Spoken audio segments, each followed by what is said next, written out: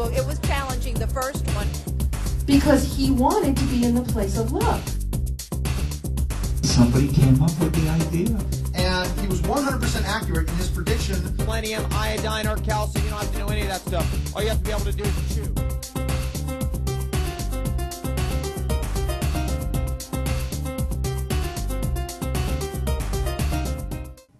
Thank you. Thank you all for coming tonight. This is usually the climax of the Expo for me. And, you know, we've also had some very serious discussions about sexuality, sensuality. We have a really great panel. Actually, this is one of the more really exciting panels because right there at the end we have Dell Williams, who started the first sex store in America. Really. She is a pioneer and still having orgasms, isn't that right? Yes, yes. Thank you, Dell, for being here. I mean, Nan Wise was supposed to be here, but I don't know if she's showing up, so Dell is here.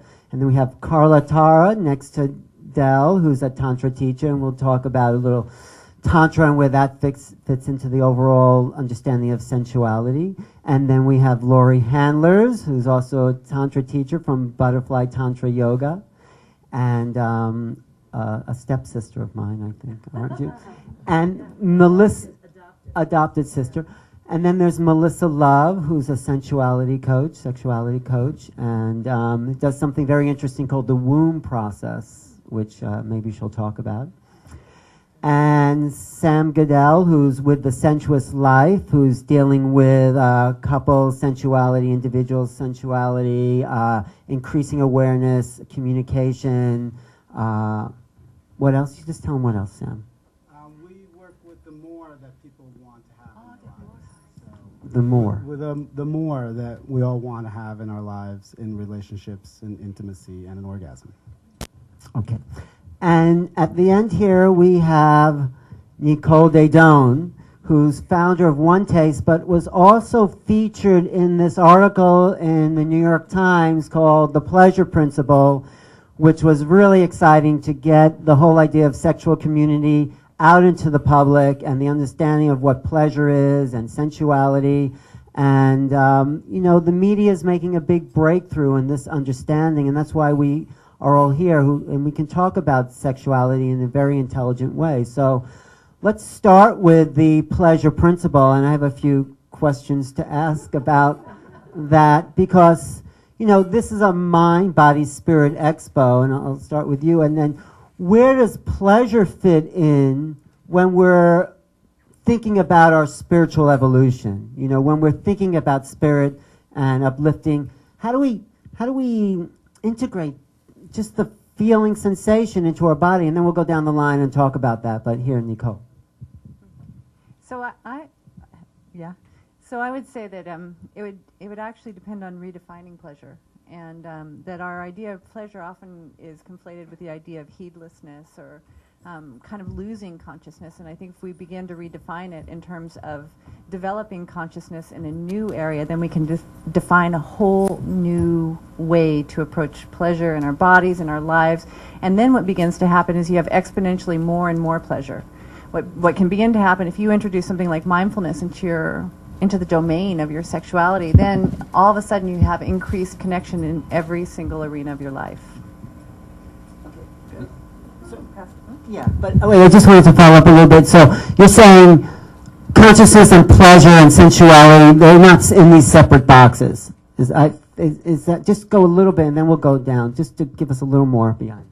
So I think, so where I'm hesitating is that I think often we have this idea of pleasure that it's hedonism, or that it's somehow checking out, you know, and we often have pleasure in our lives in order to kill the sensation, not in order to increase it. And we have it in order to kill the connection and not in order to increase it. And so for me, the ultimate pleasure, in the same way, like the ultimate pleasure, you don't have a chez panisse here, but it's, you know, this slow food movement.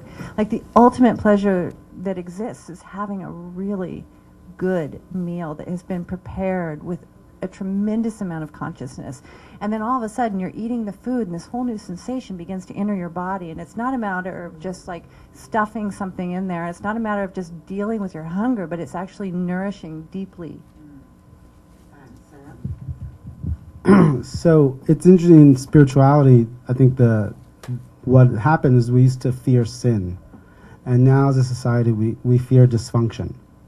And I think what's happening is that people want to have more. They don't know how to access that more. They want to like have experiences and be free in expressing themselves and finding ways to integrate all these things in their lives and for it to make sense in their minds. And I think this is the where we're at in our society now is people are trying to figure out, well, if I do this, will it mean I'm this? And if I do that, will it mean I'm that? And they're just looking for some kind of permission to say, oh, go ahead and try it, and then see how it feels and give it a shot. And then, then you can try something else and try that one. So your work, how do you give people permission to feel in the work you're doing? Well, what it starts is with people having an understanding of their relationship to their sex and to their desire. And so they have to get to that core that is the them first. So then once they have that relationship into their identity of their desire and of their sex, then they can begin to explore because they already have a foundation, a similar foundation of who they are. And then they're not constantly in fear of this new thing that it might label them or people will think they're strange. So what we do is we take people and we kind of lead them through gates and through passageways so they can confidently know that there's somebody who's gone before them and somebody who's experienced this work, and take them by the hand and say, okay, try this for a little while. You don't have to do it for the rest of your life. You don't have to be tied up or, whatever it is for the rest of your life. We'll untie you. It's okay. But what is it? We'll experience that. Check it out. See what it is. Have some fun. Taste it like a good meal. Taste it. Like really relish it on your tongue and see who you are there. And that's what we encourage people to do. Right.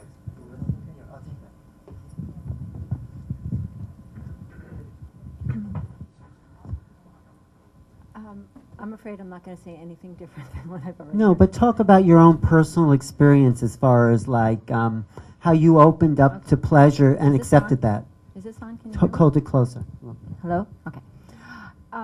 Yes, well, a lot of the work that I'm doing with my clients is about integrating the spiritual side with the sexual side and being okay that you like sex and being okay that you are a spiritual person and you can be one person enjoying sex and enjoying spirituality, and giving yourself permission to feel on that level, to feel okay with who you are in the deepest sense of your spirit and your connection with your source, which is, in my experience, where I accessed source was through a sexual opening in childbirth and in my own bed. One of the processes that I do, which Alan was talking about, is the Holy Womb process, which comes from a master in India. And it is designed to, it's a process where you say mantras, and through this process you purify your sexual energy.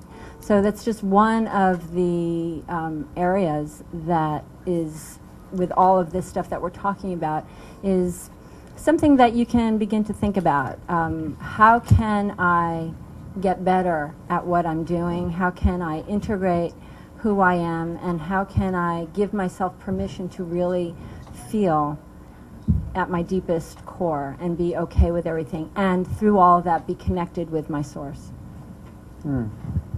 Thank you. That's good. Well, I look at Tantra as transformation through pleasure. Oh. So that's how I define it. I learned that Tantra meant expansion through awareness. And it is possible that through greater awareness we expand. What I mean by expand is be able to embrace it all. So that's the stuff we want to embrace in our lives and the stuff that we'd like to push away, like things that are bad in the world. I have all the potential for both in my body, for wonderful joyous pleasure experiences, and I also have the potential for terrorism in my own life. And if you've been in a relationship with me for a long time, you could know that I might terrorize you. Not on purpose, but I would. So how I see it is that when I say to people, okay, you have permission for pleasure, look and see in your body, how much permission do you have for pleasure? What automatically comes up is all the places where there's no permission. And we need to work through that. And I don't mean, and here's the thing, when I say work, I hate when people say, I'm working on that. That's like, yeah, I'll get to that someday. It's not working on it. That's something I'm working on, and that's like a stalling process. So if you're someone who says that, I'm accusing you. It's really working through by paradigm shifting, by immersing myself and by immersing yourselves in processes, workshops, communities, individually, one-on-one sessions or community whatever it is, in processes that push us out of the comfort zone, that show us all the places where we don't have permission for pleasure. I just want to let myself feel that, and then feel it. And then go, oh, I lived. Oh, whew, what a relief. And then the other part is, in Tantra also, for me, is, whoops, there goes my bindi. Okay. For me is, whoops, is it on my nose? She's missing her bindi. I got transformed. The other part is to look to see if I can, what Nicole said, if I can slow down enough to expand my container, my body, to have more and more and more and more pleasure to receive. And the same thing, and my body's a female body, but the same thing for men in Tantra, to expand the male body more. Men are usually used to doing, and releasing. And in Tantra, it's more like, can you lie back and receive? Be in the feminine aspect and receive. And that's receive more and more pleasure by going slower and slower, longer and longer, like that. So, no, that's great. That's a really good intro to this whole. Okay, good. No, so I'm thanks. going to pass now. Yeah, to Carla. Wait, I want to say one other thing. Please. That Dell Yes. represents Eve's Garden. Eve's Garden is the sponsor of my radio show. Oh, well, there you go. Tantra Cafe. So I had to give you a little plug. Okay. We'll give her another plug. Yeah.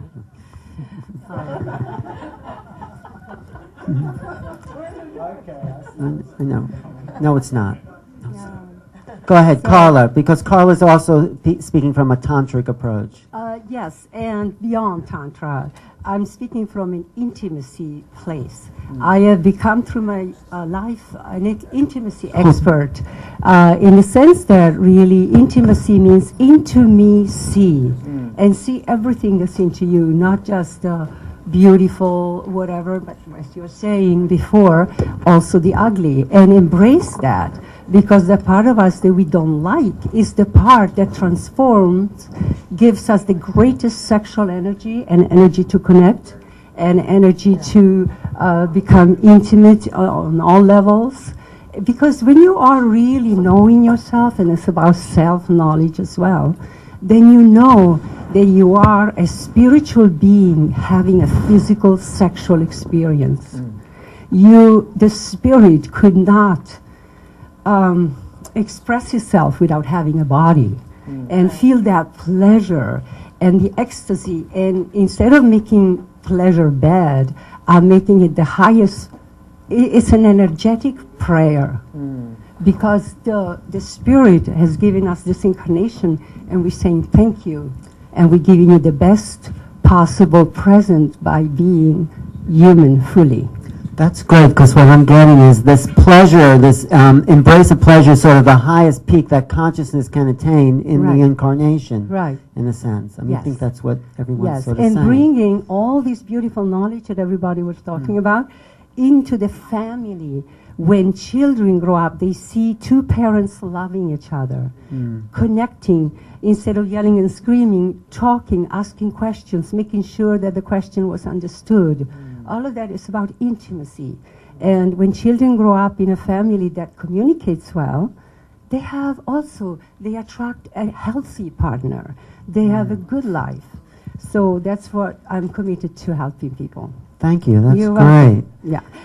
And Dell, actually, I think you have a very interesting story you told me once about how you first opened up to your sexuality. Can you talk about, well, you can say whatever you were going to say, but your experience, Dell, where you were a real pioneer in the field. Well, I came to sexuality and pleasure and thinking about it from the feminist movement, from the women's rights movement. I saw that, hey, my own experience of discovering that masturbation was really okay and was great, and I needn't feel fear and shame about it because that's how I grew up. And that's how women of my generation grew up. And I could see the connection between feeling shame and fear and how that manifested itself in your own psyche so that you didn't have the power to be yourself, to have that confidence in yourself. So my whole, where I was coming from in creating Eve's Garden was to empower a woman. I saw the connection between getting in touch with your body and being free and you can have an orgasm as liberation. It's liberation from the suppression that we lived in for thousands of years where women couldn't experience, maybe they could experience it, but in society, you were the wanton woman, you were either the virgin or the whore, And so my whole stand was, it's okay, these are the vibrators. You don't need a partner. It's great to have one, but you can achieve them on yourself. And then when someone called me and said that they saw the pleasure principle in the Times, I thought, my God, I invented that.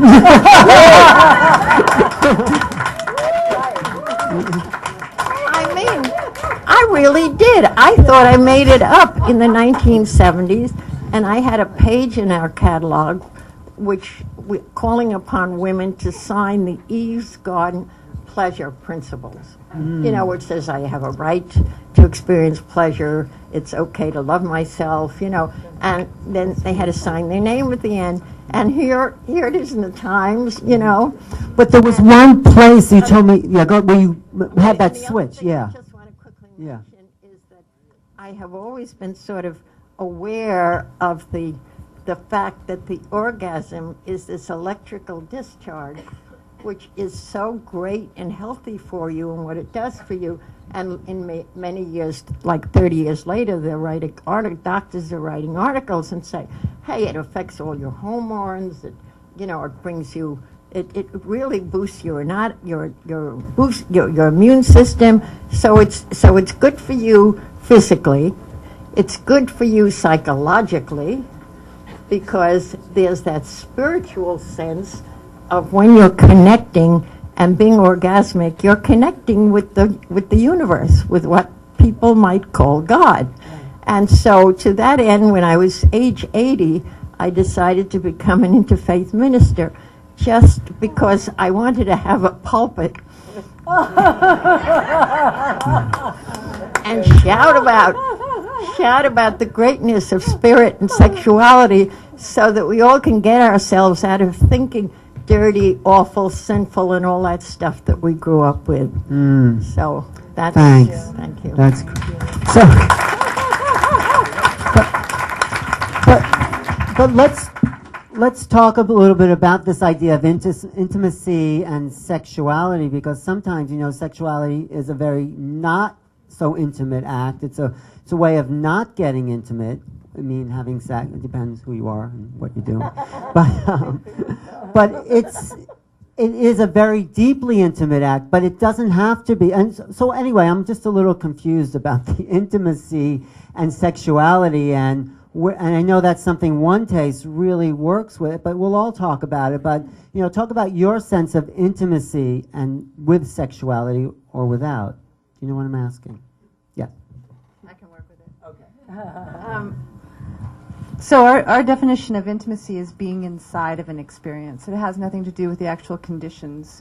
It has to do with who you are within those conditions. And so That for me is the profundity of mindfulness, is just being with what is as it is, without judgment, without moving into the future, without moving into the past, but just being right there in that sensation without any expectation. Or if an expectation arises, just noticing the expectation that you have. And so often we have this idea about intimacy and what it is. And the idea is actually, it's the very small filter that rests between us and intimacy itself. And so much of what we practice is, it's just everywhere we go, just be with what's there. It's not anything fancy. And one of the biggest things that I had to learn was, I had this idea, sexuality is just, for me, it's nothing special. And I don't think spirituality is anything special either. I think it's the substance of life. And I think it's all special. And if I begin to pull some part of it out as special, then I actually miss, what's right here, right now. And so when I first started my practice, I had this idea of like, I have a sexual practice and it's a spiritual practice, and I thought I was supposed to go to these exalted places, and sort of the kind of everyday mundane sensations that would arise, I didn't actually develop the subtlety to experience for many years. And then all of a sudden those everyday mundane experiences can grow to be really potent and powerful. A lot of the things I just hadn't attuned my senses to know. And so for me, probably the best definition of intimacy would be to have an attuned sense to what's happening exactly as it is. So it's nothing to do with someone else, you're saying, who I'm hearing. Intimacy is not about you and another. It's about you and your experience of the world. I think it's multifold, and I think my experience is that this pretty incredible thing can happen if I'm willing to be intimate with my experience. Then suddenly the people who are around me, we can step into intimacy a lot more easily. It's kind of like a field that wraps around people. If I'm just right here with you, all of a sudden it's easier for us to just be right here together. And then the last piece is, I do think it's like. It's funny, I always want to convince people of this, but we're connected, right? And so we hear it, but often we don't behave as if we are. But I love this idea of that we're an open loop system. This book, General Theory of Love, talks about the fact that we're an open loop system. That means that we are not able to regulate our own systems. Human beings, mammals, are not able to regulate our own systems. You have an influence on my sleep patterns, on my breathing, on all of my internal regulation, and I do on yours. And we spend so much of our lives ignoring this fact that we miss the actual intimacy that's happening when somebody comes into my field and they move me. I'm moved by them, and to the extent that I'm willing to just simply to acknowledge that this is happening, just simply acknowledge how deeply you affect me, that's another form of intimacy for me. Yeah, and you can maybe in terms of also relationships, Sam, or...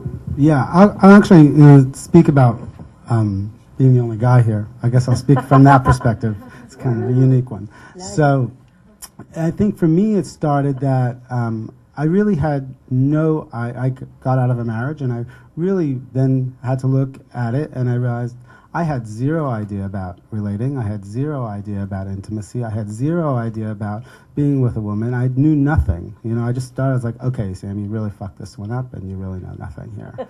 So that was the good news, all right? I figured it could only go up from there, all right? And, I just went on this quest to really find out what intimacy is in for me, to start with me, and then to see what it is for people. And what I've kind of learned is that it starts with being in an organic relationship with somebody as they are, and for me to get the full benefits of that person as they are. So then I can just be with that and see who I end up being as they're being themselves. And I think what happens is we're trying to clamp down and control things, and we end up contracting. We want somebody to be different than what they are, so they'll suit our purposes. And then we lose the intimacy. We lose knowing that person for themselves. I have no idea who they are because I've now changed to be with me, to please me. Or I've changed to please them. So I don't have any idea who I am then. And then, so I really feel in this place of intimacy, and that it has to start with myself, to accepting me and having this relationship with me and acknowledging that, okay, I have no idea who you are, but I really want to find out. You know, so lay it on, you know, bring it on, you know. I probably won't need any other, you know, extreme sports. If I do, I just let that person be who they are. That's great. That's great. Great. You do a lot of intimacy relationship coaching, and I want to know how that works into the sexual practice and for you and for your experience. Intimacy. Yeah, Melissa. No. Sorry. Melissa. You, Melissa. She Love. was into you. Well, I would concur with Sam about being okay with myself. Being okay with myself. When I got to a place of really accepting myself and then looked at how much I loved myself, I really got to see how much I didn't love myself. It was very scary to admit, to even think about self-love. I mean, when I remember hearing it, seeing it, feeling this notion of self-love came to me, and it was very scary, and I wanted to run away from it. And I gave myself permission. This is just another level of permission and how we can really